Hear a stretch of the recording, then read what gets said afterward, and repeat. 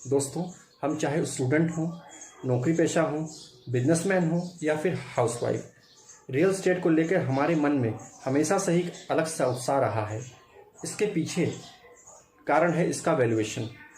हम सभी लोगों को पता है कि रियल एस्टेट ने आज तक कभी नेगेटिव रिटर्न नहीं दिया है, और अगर हम इसकी इनकम की बात करें तो उम्मीद से कई गुना ज़्यादा। हमारे पास ऐसे कई एग्जाम्पल हैं जिसमें लोगों ने हमें बताया है कि कभी इन्होंने रियल एस्टेट में 10 से 20 हज़ार रुपये इन्वेस्ट किए थे और आज उसकी वैल्यूएशन लाखों करोड़ों में पहुंच गई। कुछ लोगों ने तो ये भी कहा है कि रियल एस्टेट में जब उन्होंने करियर की स्टार्टिंग की थी तब कुछ पैसा लगाया था, और जब वो जॉब से रिटायर्ड हुए तो उनको जितना फंड मिला, उनके एसेट की वैल्यू उससे कई गुना ज़्यादा हो चुकी थी। तो ये पावर है रियल एस्टेट में। और रियल एस्टेट में हम लोग पैसा कैसे कमा सकते हैं, इसका दो ही तरीका है। पहला, या तो हम इसमें इन्वेस्टर बन के काम करें, या फिर एज ए ब्रोकर या फिर एजेंट। दोस्तों, इस वीडियो में मैं आपको बताऊंगा कि हम लोग एज ए इन्वेस्टर किस तरह इस सेक्टर में हम लोग अपना पैसा इन्वेस्ट कर सकते हैं और लाभ कमा सकते हैं, और as a broker, as a agent हम कैसे इस सेक्टर से फ़ायदा उठा सकते हैं, ये मैं अपने आने वाले वीडियोज़ में बताऊंगा। दोस्तों, रियल एस्टेट में इन्वेस्ट करने के लिए हमें 4 बातों का ध्यान रखना बहुत आवश्यक है। पहला, हमारा बजट। दूसरा, टाइप ऑफ प्रॉपर्टी। तीसरा, टाइम फ्रेम। और चौथा, लीगैलिटी।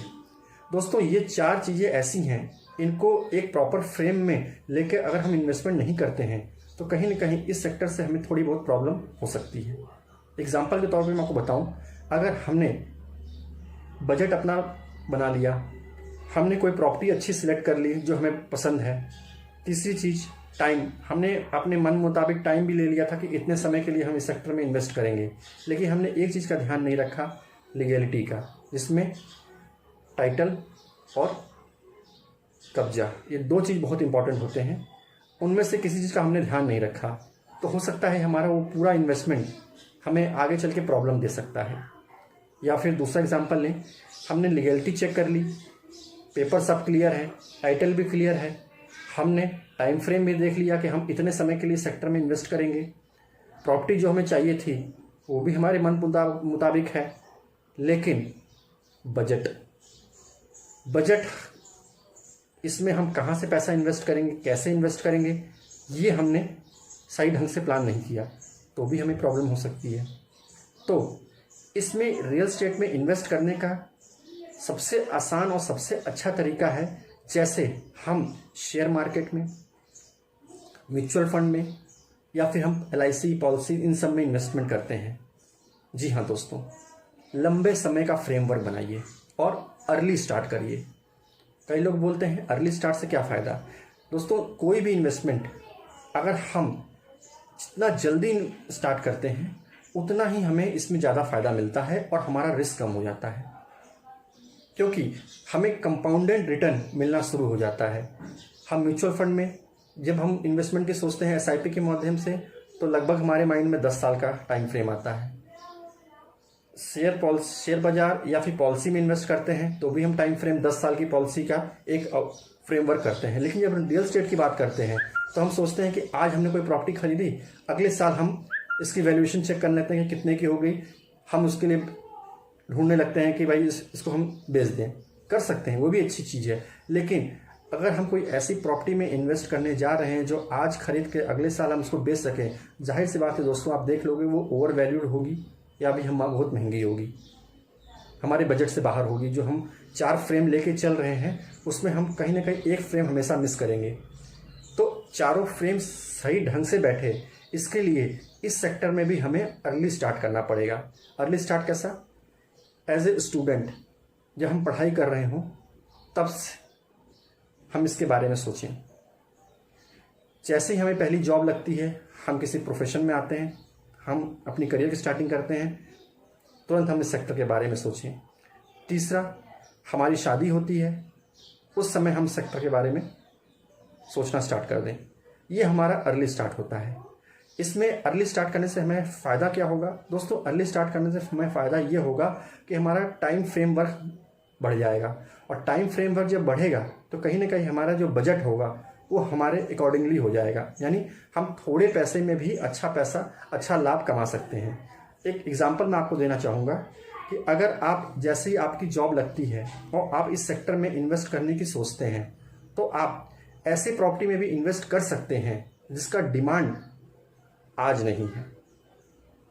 जाहिर सी बात है, डिमांड उस चीज़ का नहीं होगा या कम होगा तो उसकी वैल्यू वाकई कम होगी और आप उसको आसानी से खरीद सकेंगे और आसानी से उसमें पैसा इन्वेस्ट कर सकेंगे।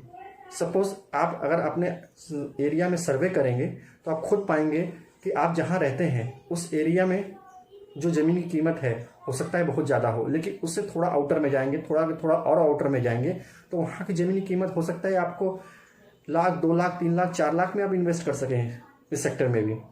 उतना पैसा आज के डेट में मैनेज करना आसान है, तो हम वो पैसा हम इन्वेस्ट करेंगे और वहाँ से हम अपना रियल एस्टेट का स्टार्टअप करेंगे।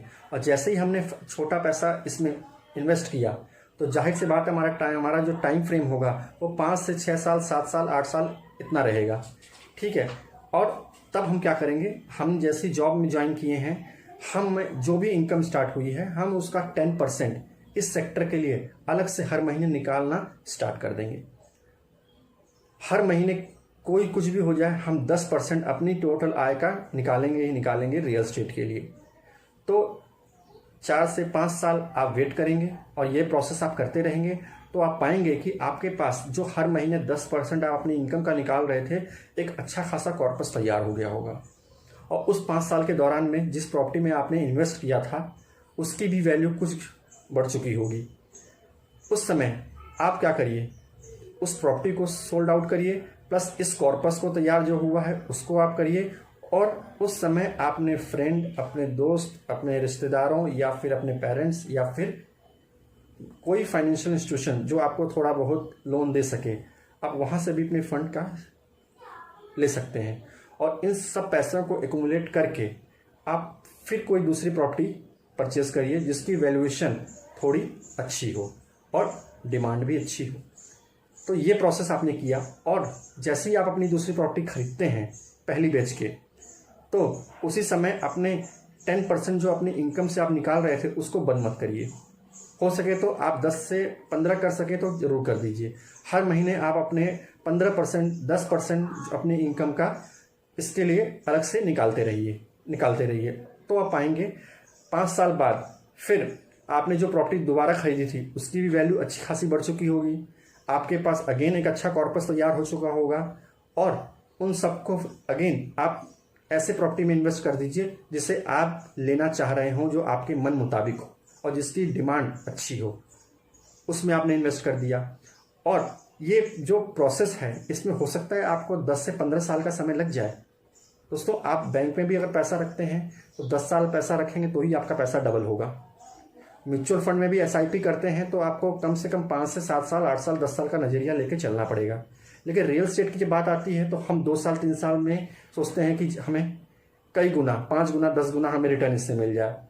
दोस्तों, पॉसिबल इस सेक्टर में है लेकिन हमेशा ऐसा नहीं है, क्योंकि रियल एस्टेट में भी लोग चाहते हैं कि भाई अपनी प्रॉपर्टी अच्छे दाम पे बेचें, इतने दाम पे बेचें, तो वहाँ बार्गेनिंग में प्रॉब्लम आती है। तो आप ऐसे प्रॉपर्टी में अगर इन्वेस्ट करते हैं जिसका वाकई डिमांड कम हो उस समय और लंबे समय के लिए आप सोच के चलते हैं तो आप देखेंगे कि आपके पास प्रॉपर्टी का एक अच्छा पोर्टफोलियो भी तैयार होना स्टार्ट हो जाएगा। और 15 साल का टाइम फ्रेम लेके आप चलेंगे और इस तरीके से आप इन्वेस्टमेंट करेंगे इस सेक्टर में, तो 15 साल बाद आप खुद पाएंगे कि अब रियल एस्टेट आपके लिए वर्क करना स्टार्ट कर दिया है और इस सेक्टर से एक अच्छा खासा पैसिव इनकम आपको आना स्टार्ट हो गया है। तो दोस्तों, ये तरीका एक अच्छा तरीका है और कई लोग ऐसा नहीं है, ऐसे कई लोग इस तरीके पे आज के डेट में काम कर भी रहे हैं। अच्छे बिल्डर्स जो होते हैं अच्छे, वो ऐसी जगह पे ही इन्वेस्ट करते हैं जिसकी डिमांड नहीं होती और फिर उसमें वो पैसा लगाते जाते हैं और 5 से 10 साल बाद उसको अच्छा से एक प्लॉटिंग करते हैं, अच्छा उसको डेकोरेट करते हैं और उसको फिर अच्छे खासे रेट पे बेचते हैं। तो दोस्तों, रियल एस्टेट में इस तरीके से अगर आप काम करते हैं और 4 बातों का ध्यान रखते हैं, मैं फिर बता देता हूँ। पहला, बजट अपना। दूसरा, अपना choice of property. Choice of property में मैं बताना चाहूँगा, जैसे कि एग्जांपल दे रहा हूँ कि आपके पास बजट 5 लाख का है और आप प्रॉपर्टी लेना चाह रहे हैं शहर के बीचों बीच।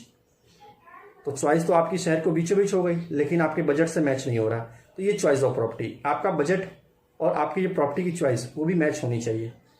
तो चॉइस ऑफ प्रॉपर्टी।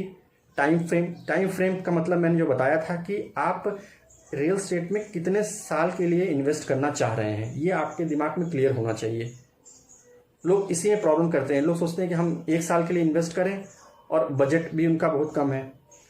तो जितना छोटा टाइम फ्रेम होगा उतना आपको बजट बढ़ाना पड़ेगा दोस्तों इसके लिए। तो टाइम फ्रेम आ गया।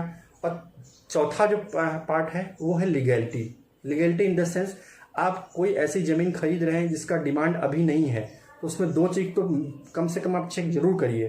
पहला, टाइटल ऑफ ऑनरशिप, जिससे आप ज़मीन खरीद रहे हैं क्या वो ज़मीन का ऑनरशिप उसके पास है। रजिस्ट्री, दाखिल खारिज, जो कुछ भी कहते हैं आज की डेट में, वो आपको करेगा कि नहीं करेगा, तो ये आपको चेक करना बहुत ज़रूरी है। और दूसरी बात, मौके पे कब्जा। आप जिस प्लॉट पे या कुछ जो ले रहे हैं एट प्रेजेंट, क्या उस जो आपको प्लॉट बेच रहा है उसका मौके पे कब्जा है, या फिर आपको कब्जा कितने दिन में वो हैंड ओवर कर देगा। तो ये 2 चीज़ चेक करना इस सेक्टर के लिए बहुत अनिवार्य है।